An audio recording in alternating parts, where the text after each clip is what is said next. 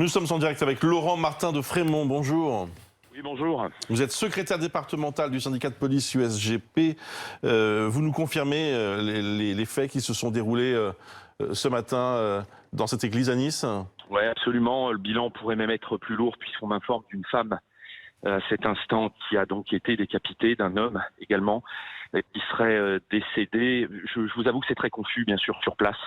Nos collègues du RAID sont en train d'intervenir là actuellement pour notamment une sécurisation, une reconnaissance, bien sûr.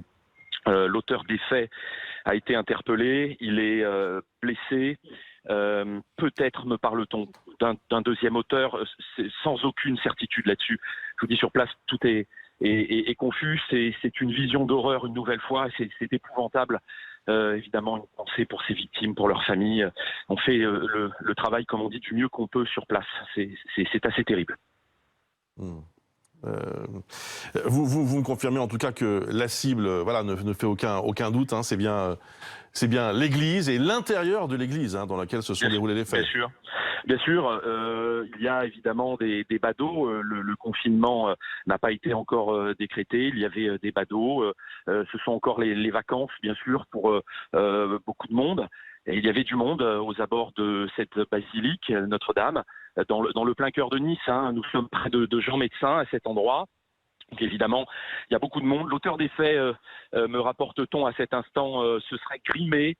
Je n'en sais encore une fois pas beaucoup plus pour l'instant. Donc j'ai envie de dire qu'il se serait dissimulé sous un bas, sous un collant. Encore une fois, on en saura un petit peu plus tout à l'heure. L'enquête ne fait bien sûr que commencer. Je crois qu'il faut bien sûr rendre hommage à ces victimes, avoir une véritable pensée pour elles en tout premier lieu. Et puis, une fois encore, on se rend compte que la police du quotidien, celle qui n'est pas nécessairement rompue au risque attentat, elle est là pour le prévenir. Elle est là évidemment également pour faire preuve d'extrême vigilance, comme tout un chacun. Je crois qu'il faut rappeler également à nos concitoyens que cette vigilance doit être collective actuellement. C'est le cas. Il faut être très prudent et dans le même temps, on constatera que ces policiers, qu'il s'agisse de la police municipale, qui est primo-intervenant, ou la police du quotidien, celle qu'on appelle police secours, est encore présente. Elle est là, sur les lieux, pour faire le job. Vous savez, comme on dit, mais ça devient de plus en plus compliqué, ça devient extrêmement